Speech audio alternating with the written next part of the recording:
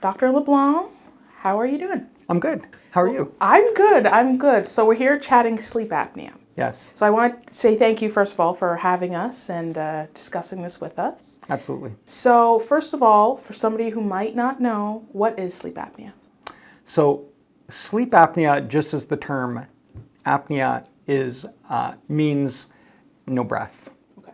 So sleep apnea is a whole group of breathing disorders where people stop breathing at night for various reasons.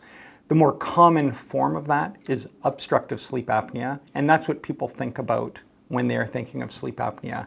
And that is when your airway obstructs while you're sleeping and prevents you from breathing appropriately, which can then lower oxygen levels, which has obviously some detrimental effects on your health, and can cause some problems because you're now breathing against this obstruction. Your chest wall is still working. That vacuum you generate in your chest can affect your heart, your lungs, and all the blood vessels in that area, and can over time cause some problems. So aside from all the symptoms like, disrupted sleep and then sleeplessness and feeling tired during the day, those are the symptoms people often think about. The sneaky symptoms are, high blood pressure, rhythm dysfunction with your heart, and it can affect your metabolism, like diabetes. Those are all very gradual, insidious problems that can lead to some major health issues later on. So it is something we like to try to capture early. Okay, so that's my next question. If somebody thinks they could have sleep apnea, what should they do? What's their next plan? Well, if they wonder if they have it, some of the things they may be wondering, like, do I have this? If they are tired during the day, and it's not so much as tired as it is sleepy. Okay. You can be tired and not feel like getting up to do your chores, but you're not going to fall asleep on the couch.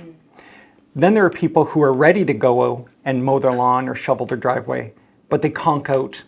They literally fall asleep. They have daytime sleepiness. Daytime sleepiness is sort of a warning sign for possible sleep disorder like obstructive sleep apnea. Snoring of various states. There's loud snoring and quiet snoring. If there's snoring in general and it seems disruptive, it's probably worth checking to see if you have obstructive sleep apnea. If you have actually woken up choking or feeling like you're in a panic with your breathing through the night, certainly a red flag. You have to have a certain number of those through the night to be called the disease obstructive sleep apnea. People can have those and not actually have, obstructive sleep apnea, the disease, but at least it's a warning sign. So if you are waking up gasping, choking, or your partner who has had to watch you sleep through the night reports that that's an issue, then certainly you should get checked. And the last one, if you happen to have high blood pressure that you really can't explain, and there's some sleep issues along with that, it's probably worth checking. Those 4 things are features that people might describe where they may wonder, I think I have sleep apnea. So the answer to the question, what should I do if some of those are positive, would be, if you have a family doctor, go speak with them, or nurse practitioner. They are, well trained to recognize those features and to then assess you a bit further and figure out, is this somebody I should send off for further testing? If you don't have a family doctor or a nurse practitioner, and we all know it's difficult to sometimes get into an outpatients program, there are some locations where you can go and get just a walk-in home sleep study. Okay.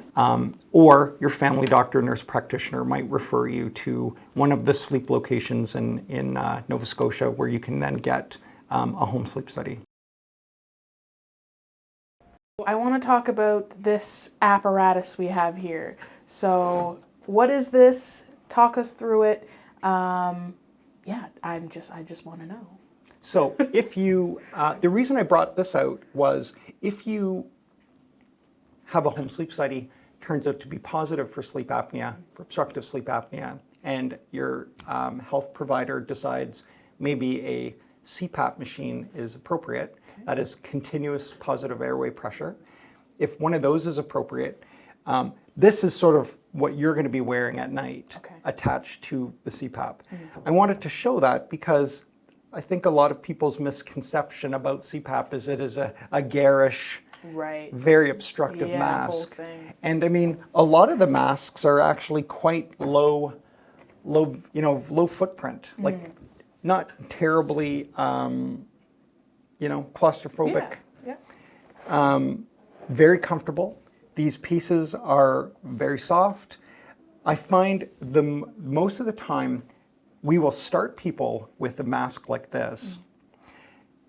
And over time, as they get comfortable with it, they find, it's not really like staying on my face the way I want to. Do you have something more, solid? And it's people requesting the bigger masks. But if we came to them with a bigger mask to start with, they would probably bolt because it's intimidating, absolutely. But when we start something small, and it just isn't quite the fit they're looking for, it's usually the people who are requesting something bigger, and then they like it when it sits, more solidly on their face, and they're like, yeah, now I can sleep really well. So it's funny how people just approach that. But I just wanted to show this is sort of the gear you might start with in some cases when you get to test drive a CPAP for the first time. Okay.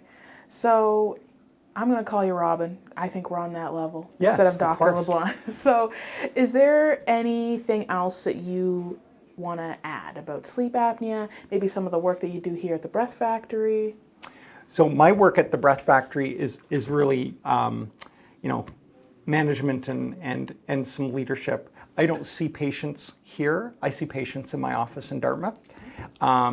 But I am one of the owners. I've got wonderful partners and amazing staff here. They will work very hard to look after anybody who comes through the door. We are just dedicated to trying to help people in the community sleep better and be healthier. I will say one of the biggest misconceptions people might have is the moment you start wearing CPAP, they start breathing like babies in a crib, like they just love it. That's not always true. Not everybody has that degree of sleep apnea or only sleep apnea where wearing CPAP therapy will cure all of the problems. So I really just want to make that clear that it will certainly help your health. And we really hope it helps with sleep quality. I mean, we don't want the cure to be worse than the disease. So I would just, suggest if people are going to be trying CPAP, just give it time, and just really put the effort into trying it, because we are really just looking at trying to help prevent some of these complications that can occur with untreated sleep apnea. And there is quite a lot in the community, so we're kept busy, no question. Definitely. And so we just work one patient at a time. Awesome. Where can we find out more information and get in touch with you guys? So we have our website, thebreathfactory.ca, has lots of good information.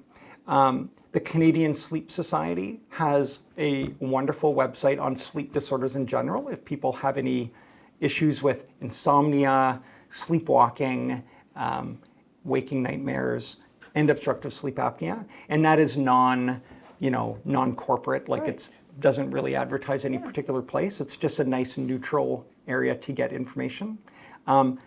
I would like to think that what we have on the Breath Factory is neutral information as well. But if people are looking for something outside the box, the Canadian Sleep Society has wonderful information. And our number is on the website, and you can certainly call, and our staff will help you however they can.